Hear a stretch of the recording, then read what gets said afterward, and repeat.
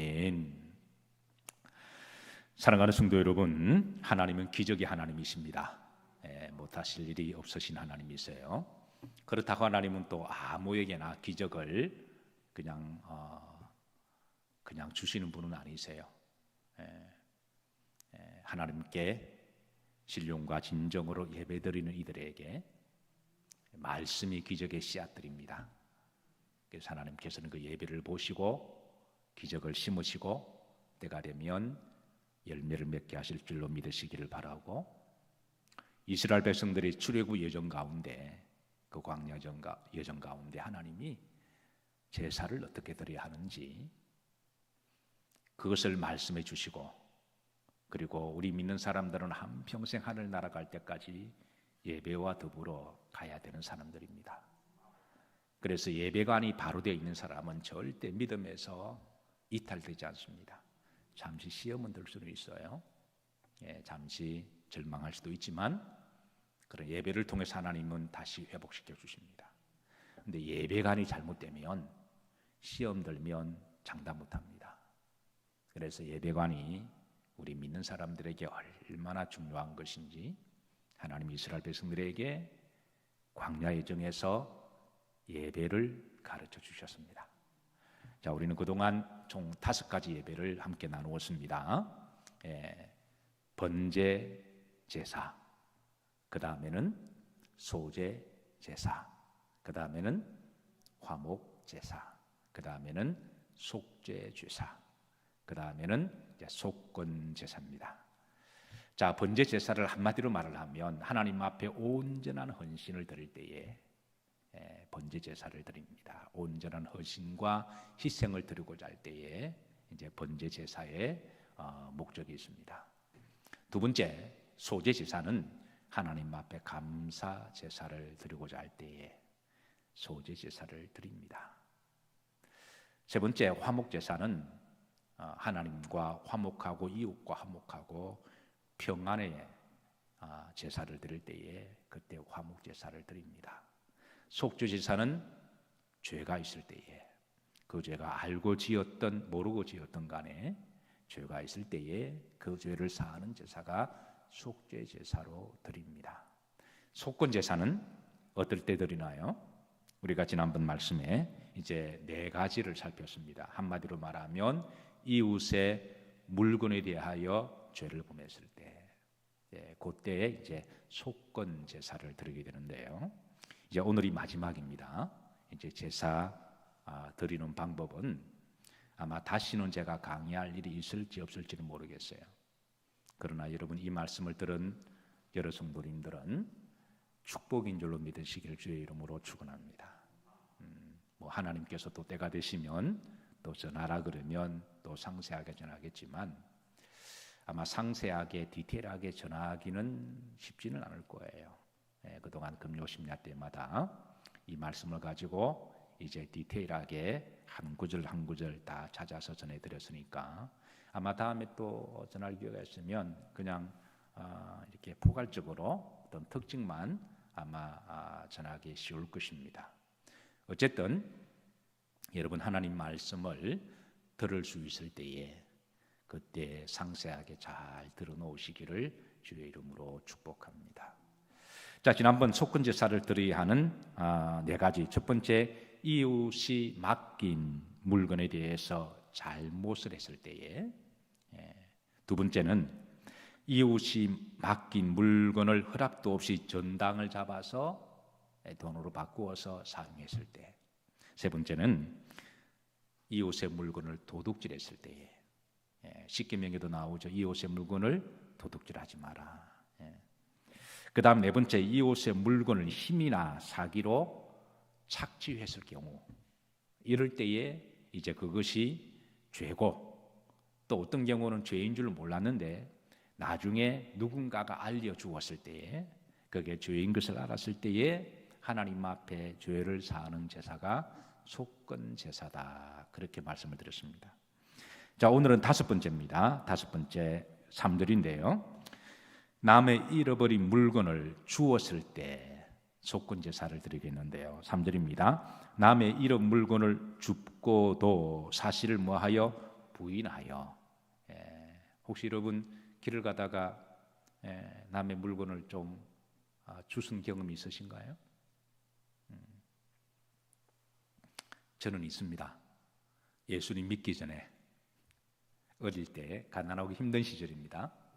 하루는 길을 걸어가는데 제 앞에 가시는 어떤 이제 한 40대 보이는 아저씨께서 길을 걸어가시는데 오른쪽 주머니에 1,000원짜리가 나올까 말까 반쯤 나와 있더라고요. 근데 그 당시 1,000원은 꽤 큰 금액이었습니다. 특히 가난한 사람에게 있어서는 그때 그 초등학생으로 제가 기억이 나는데요. 그래서 부모님께 용돈을 한 번도 받아본 적이 없기 때문에 그래서 그 1,000원은 제게는 큰 유혹거리였습니다.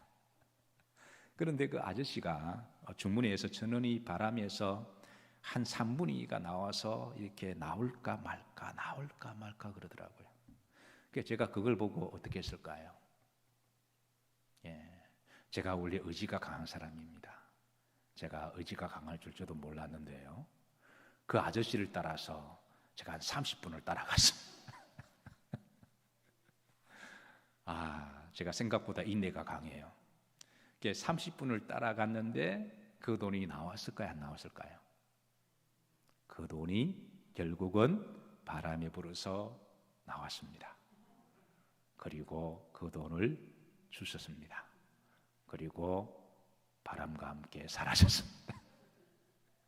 나중에 예수님 믿고 난 다음에 그게 문득문득 떠올라요. 제가 고등학교 때 주님을 영접했기 때문에 초등학교 때는 전혀 제가 하나님을 몰랐기 때문에 그래서 그때 그 1,000원 가지고 웬 떡이냐 그러고 제가 잘 사용했는데 어쨌든 문득 그 생각이 나요. 그때는 그게 죄인 줄 몰랐는데 나중에 알았을 때에 그것은 하나님은 뭐다? 죄다. 뭐 큰 죄는 아니지만 그래도 죄다. 그런 경우는 속건 제사를 드리게 하셨어요. 그래서 저 나름대로 나중에 속건 제사를 드렸습니다. 어쨌든 제게도 그런 일이 있었어요. 자, 잃어버린 물건을 줍고도 사실을 뭐하여? 부인하여. 그 다음에 거짓 맹세하는 동. 거짓 맹세하는 동. 사람이 이 모든 일 중에 하나라도 범하여 뭐하면? 그건 범죄 죄라는 거예요. 뭐 그렇다고 뭐 살인죄나 강도짓은 아니지만 그래도 죄다. 그렇게 알려주십니다. 농경 사회에서는 염소나 양이나 가축이나 또 개를 키우다 보면 4발 달린 짐승이다 보니까 닭도 그렇고요. 닭은 2발이죠. 그러니까 지 마음대로 그냥 날아다니기도 하고 이렇게 지경을 벗어날 때가 있습니다. 그래서 이런 가축들이 잃어버린 경우가 종종 있었습니다. 자, 그런데 어느 날 자기 집에, 자기 밭에, 자기 영토에 소 한 마리나 양이나 닭이 들어왔습니다. 우리나라 말로 호박이 넝쿨째 들어온 거죠. 이때 2가지 신앙의 태도를 취할 수가 있습니다. 첫 번째, 여러분은 이 2가지 중에 어느 것이 여러분의 가슴에 좀 와닿는지 한번 각자 속으로 판단하세요. 대답은 하지 마시고. 첫 번째, 하나님이 나를 사랑하셔서 축복하셨다. 웬 떡이냐? 하나님이 나를 사랑하셔서 나를 축복하셨다. 두 번째는 이것을 찾아서 주인에게 돌려주는 것이 신앙의 도리고 하나님을 믿는 자세고 하나님이 더 기뻐하신다. 여러분, 이 2가지 중에 어느 태도가 더 성도의 신앙의 바람직한 인격적인 자세일까요? 물론 답은 후렴이죠. 신명기 22장에는 여기 대해서 좀 더 상세하게 법전을 주십니다. 신명기 22장 1절입니다. 내 형제의 소나 양이 길 잃은 것을 보거든 그랬습니다. 길 잃은 것을 보거든 뭐 하지 말고 못 본 채 하지 말고. 옛날에는 이렇게 가축들이 길을 많이 잃어버리잖아요. 그럼 어떤 사람 못 본 척 가만히 있습니다. 그리고 그 양이 길을 잃어버리면 가서 그걸 잡아먹는 사람도 있었어요. 뭐 잃어버린 양 잡아먹었으니까 말하기에 따라서 세상 사람들이 말을 할 때에 몰랐다 그럴 수도 있는 거잖아요. 근데 하나님은 그러지 마라 그러는 거예요. 너는 반드시 그것들을 끌어다가 내 형제에게 뭐 할 것이다? 돌릴 것이다. 22절입니다. 내 형제가 내게서 멀거나 그러니까 잃어버린 양이나 그 가축이 멀리 속아 멀리 길을 잃어버린 거예요. 염소라든가. 내가 그를 알지 못하거든 그 짐승을 내 집으로 끌고 가서 내 형제가 찾기까지. 그러니까 그 이제 가축이나 그 짐승이 너무 멀리 갔습니다. 그런데 그냥 놔두면 영혼을 잃어버릴 것 같기도 하고, 그리고 또 그 잃어버린 주인을 모르는 경우도 있잖아요. 그런 경우는 그 가축을 일단은 끌어다가 자기 집에 두었다가 잘 보관했다가, 중반절입니다. 내 형제가 찾기까지 내게 뭐 했다가 두었다가 잘 보관해 두었다가. 잡아먹거나 팔아먹지 말고, 옛날에는 뭐 잡아먹거나 팔아먹으면 누가 알겠습니까? 근데 그거는 자신 인격의 문제고 양심의 문제고 하나님과의 관계라는 거예요. 그걸 잡아먹거나 팔아먹으면 약간의 이익은 있을 수가 있겠지만 그 다음부터 믿음을 잃어버리는 거죠. 그 다음에 자기 스스로 인격적으로 양심의 정죄를 하게 되는 거고요. 그 하나님이 그런 걸 또 가만히 보시다가 나중에 양 2마리를 선물로 주실 것을 아예 안 주신다라는 거예요. 하나님이 주실 축복이 있는데 그런 것으로 말미암아 이미 하나님의 축복을 가로막게 되는 거니까 하나님은 그런 것은 잘 보관했다가 다시 돌려주라. 그러면 하나님이 더 좋은 것으로 축복하신다는 것이죠. 아멘이십니까? 우리 한국 그리스도인들이 이 말씀만 순종해도 아마 사회로부터 좀 신뢰가 많이 회복되지 않을까요? 이런 정신과 이런 믿음으로 살아가면. 자, 심지어 원수 것이라고 할지라도 돌려주라는 거예요. 자, 출애굽기 23장 4절입니다. 자, 내가 만일 내 원수의 길 잃은 소나 나귀를 보거든. 원수입니다. 원수의 소나 나귀나 양이나 가축이 길을 잃으면 아이 꽃이다, 속이 시원하다, 하나님의 심판이다, 그렇게 생각할 수도 있겠죠. 왜냐하면 원수니까. 그런데 그런 원수라고 할지라도 그것을 그 사람에게 매라 돌리라는 거예요. 왜 그렇게 하셨을까요? 그는 원수와 그 사람의 문제가 아니라 자신과 자신의 문제고 자신과 하나님과의 문제라는 거예요. 그리고 만약에 그 원수니까 원수의 소나 나귀를 만약에 그것을 꽃이다 그러면서 그거를 취하거나 자기 소유물을 하게 되면 나중에 원수가 그걸 알게 되면 정말 사탄의 역사가 일어납니다. 안 그래도 원수인데, 안 그래도 악감정 가지고 있는데 내가 그러고도 하나님 믿는 사람이냐? 안 그래도 그냥 두 눈에 불을 켜서 이렇게 막 약점을 찾고 있는데 내가 그러고도 교회 다니는 사람이냐? 그러면서 그냥 덤탱이 씌워서 그냥 그 사람을 법정에 세울 수도 있는 거고 그 사람한테 위해를 가할 수도 있는 거잖아요. 그러니까 하나님은 그런 원수의 그런 악한 마음을 알기 때문에 아예 그냥 돌려주라는 거예요. 그리고 원수는 심판은 누가 하신다? 때가 되면 하나님이 하시니까. 특별히 원수의 물건이면 잘 됐다 그러지 말고 아예 그냥 깔끔하게 돌려주라는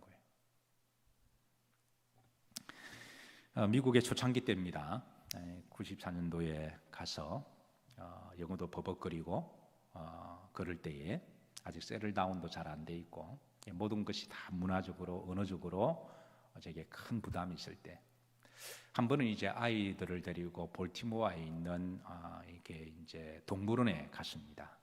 근데 뭐 우리 아이들은 어릴 때니까 이제 뭐 아빠를 전적으로 다 의지하는 거죠.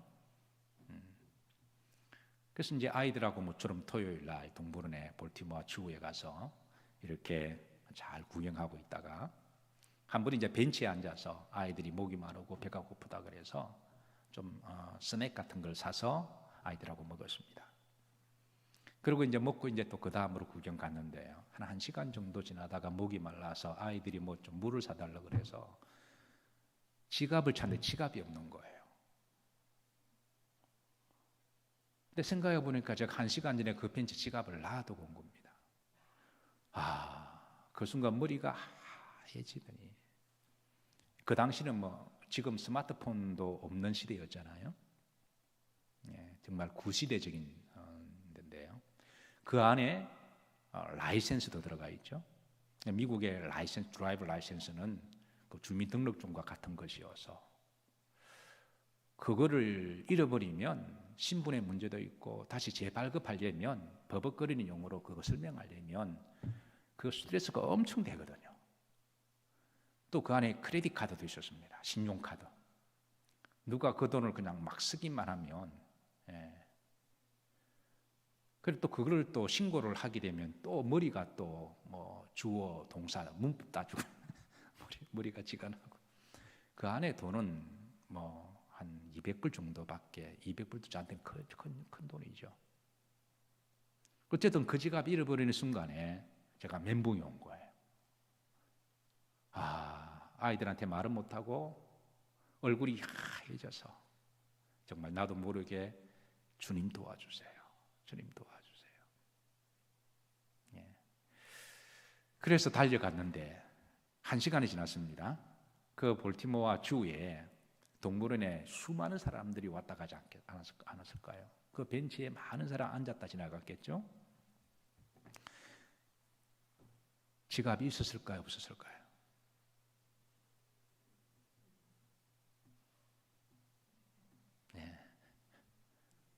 지갑이 있었습니다. 그리고 안에 보니까 돈도 그대로 있고 모든 게 그대로 다 있는 거예요. 눈물이 핑 돌면서, 아니 수많은 사람들이 이렇게 앉았다 지나갔을 텐데, 이게 기독교 문화구나. 이게 우리가 미국 사람들이 볼 때는 그냥 다 날탱이들처럼 보이지만, 근데 누가 그러더라고요. 미국은 위기를 당하면 평상시에는 날탱이처럼 세속처럼 보이지만 위기를 당하면 하나님 앞에 기도한다라는 거예요. 근데 우리나라는 평상시는 믿음이 좋은 것 같은데 위기를 당하면 다 흩어진다는 겁니다. 이게 기독교 문화구나. 그래서 제 가슴 속에 너무 그게 진하게 남았었습니다. 그러면서 제 스스로 다짐하기를, 훗날에 나에게도 이런 비슷한 사건이 일어나면 내가 그대로 배운 대로 해야 되겠다. 그리고 17년을 제가 미국에 살면서 저에게도 몇 번의 길을 가다가 남의 물건을 이렇게 주술 수 있는 기회가 있었습니다. 그럴 때마다 제가 배운 대로 저는 그 물건을 그대로 그 자리에 잘 놔두거나, 아니면 로스트 앤 파운드라고 하는 오피스에 가서 잃어버린 물건을 찾아주는 또 오피스가 따로 있거든. 거기에 가서 여기에 물건을 찾아주라고 하거나, 그런 일들이 제게 몇 번 있었고, 또 한국에 와서도 그런 일들이 몇 번 있었습니다. 그러니까 제가 사람이 뭐 목회자기도 하고 또 사람이 좋기도 하죠. 그런데 그런 것 떠나서 제가 거기에 대해서 제가 신세를 졌기 때문에 제가 배운 대로 그렇게 한 거죠. 가끔 교회 안에서 성도님들이 물건을 잃어버릴 때가 있다고 그런 분들이 들어 계십니다. 이때 어느 교회는 그 장소에 그 물건이 일주일 내내 그대로 있습니다. 그러면 교인들이 물건을 잃어버려도 그 다음 주에 와서 그 물건을 도로 찾아가면 되는 거죠. 누구도 손을 대지 않습니다. 아니면 사무실에 보관하는 경우도 있는 거죠. 그런데 어느 교회는 바람과 함께 사라지는, 하나님이 나를 축복하셨다 그러면서 그 물건이 없어지는 경우도 들어있어요. 우리 교회는 아닌데 어느 교인이 11조를 성경책에 이제 놔두시고 그렇게 교회에 오셔서, 그래서 잠깐 자리를 비운 사이에 어느 분이 그 성경에 있는 11조를 빼가지고 가신 거예요. 그런데 이분이 시험 든 겁니다. 아니 어떻게 하나님께 드리는 11조를 가져갈 수가 있는가? 그 사람한테도 시험 들고 하나님께도 시험 들어서 그래서 교회 안 나가게 되었다고. 우리 교회 스토리는 아닙니다. 다른 교회에서 그런 일이 있었던 거예요.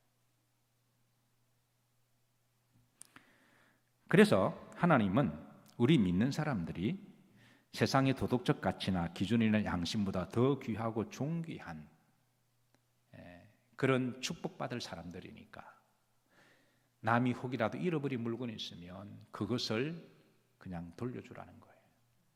만약에 순간적인 욕심으로 그걸 설적했어도 나중에 그건 죄니까 하나님 앞에 속군 제사를 드림으로 다시는 그런 일이 없도록 하라는 거예요.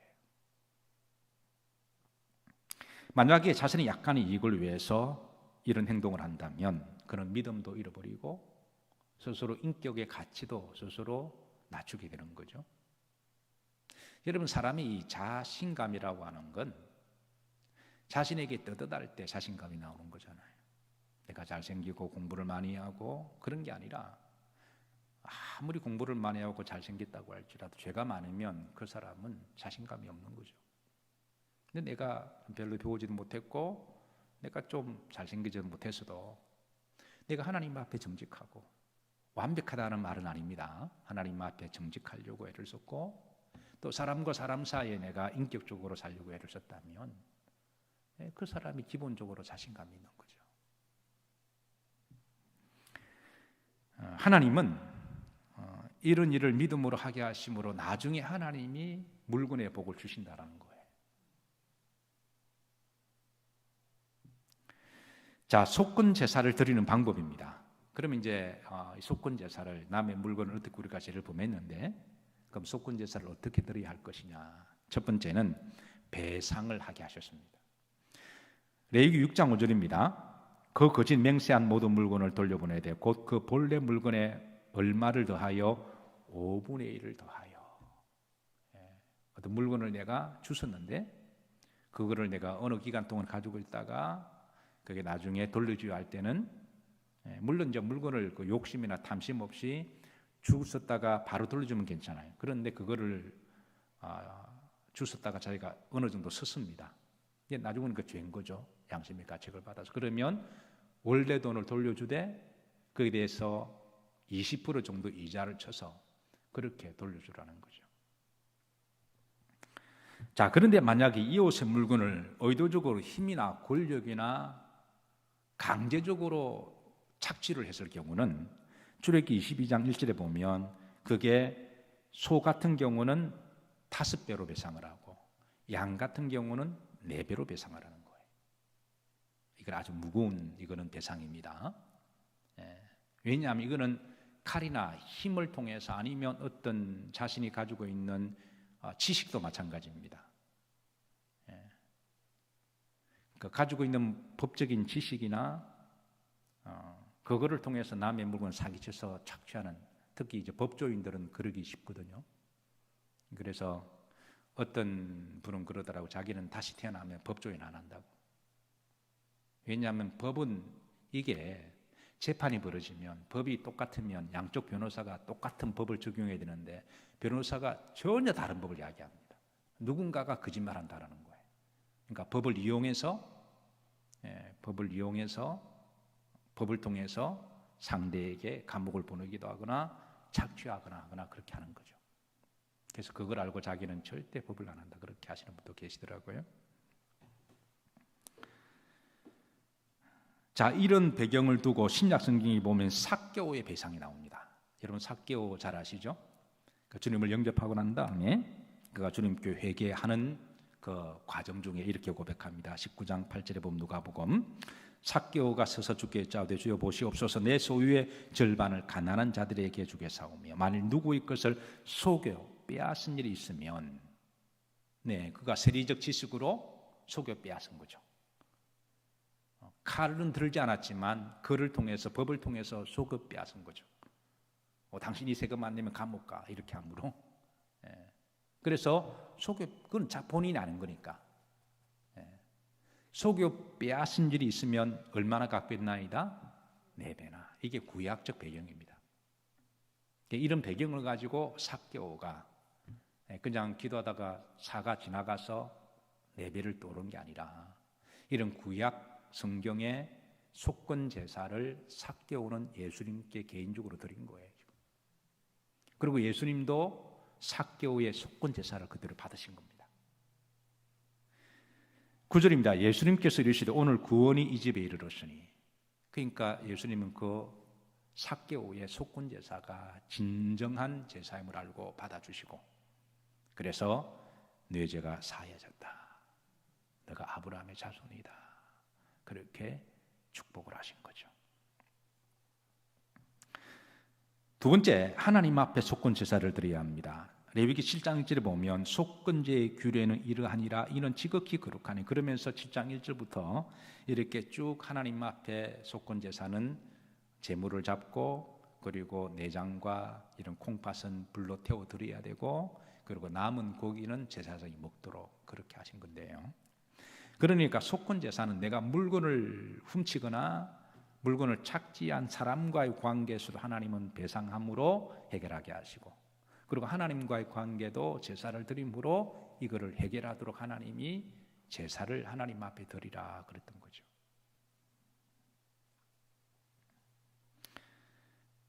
자, 세 번째 마지막입니다. 속건 제사 영적인 의미인데요. 이사야 53장 10절에 보시면, 자, 이사야 53장은 앞으로 오실 메시아에 대한 예언의 장이거든요.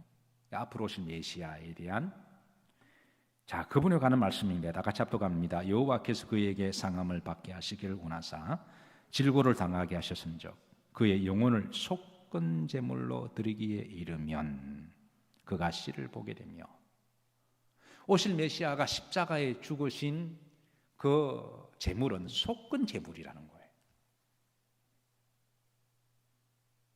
그러니까 속건 제물의 정신은 어떤 물건을 이렇게 죄를 범했을 때 하나님께 드리는 거잖아요. 그러니까 예수님이 우리의 자신의 몸이 우리의 죄를 대속하는 속건 제물의 물건이 되신 거예요. 그래서 예수님께서 속건 제물이 되셨다. 십자가에서 피 흘려 그 몸으로 우리 죄를 사해 주신, 그래서 예수님의 속건 제사를 언급하고 계십니다. 그리고 그가 씨를 보게 되면, 이는 이제 신약 시대에 예수님을 믿는 성도를 이야기하는 거죠. 그 씨에는 기적이 있고 그 씨에는 부활이 있습니다. 십자가에는 부활의 씨가 있는 거죠. 구름절에 여호와께서 기뻐하시는 뜻을 성취하리로다 그랬습니다. 예수님은 십자가에서 육체를 통하여 우리 인간들의 몸을 위한 속건 제물로 대속을 해주실 거예요. 앞으로 여러분 금요일 예배를 귀하게 여기시기를 주의 이름으로 축복합니다. 네. 말씀을 정리합니다. 출애굽의 여정, 광야의 여정은 우리가 한평생 하늘나라 갈 때까지 우리 믿음의 여정을 이야기합니다. 이 여정 가운데 하나님 우리들에게 예배를 어떻게 드려야 할 것이냐, 예배를 그냥 드린다고 예배가 다가 아닙니다. 예배의 성질과 또 예배 드리는 동기와 목적, 또 예배를 어떻게 드려야 할 것인가, 이걸 알고 드리는 예배하고 그냥 모르고 멍 때리고 예배 드리는 것하고는 다르다라는 거예요. 말씀을 받았으니 신비에 잘 새기시고 앞으로 거기에 맞는 하나님께 예배를 드리심으로, 또 거기에 맞게 하나님께 응답받으시고 또 예배의 축복이 복이 함께 하시기를 주의 이름으로 축원합니다. 기도합니다. 하나님, 성금요일 제단의 불을 밝혀주심을 감사드립니다. 주님이 우리의 속건 제물이 되셨듯 우리에게 속건 제사의 은총을 주심을 감사를 드립니다. 예배의 복을 주시고 예배 안에 기적의 씨를 남겨주셨으니 예배를 통해서 각종 기적을 누릴 수 있도록 축복해 주옵시고, 한국 교회와 한국 성도들이 다시 예배로 복음의 본질로 돌아갈 수 있도록 은총을 베풀어 주옵소서. 우리 영일교회 재단의 불을 밝혀주심을 감사드리오며 예수님 이름 받들어 축복하며 기도하옵나이다. 아멘.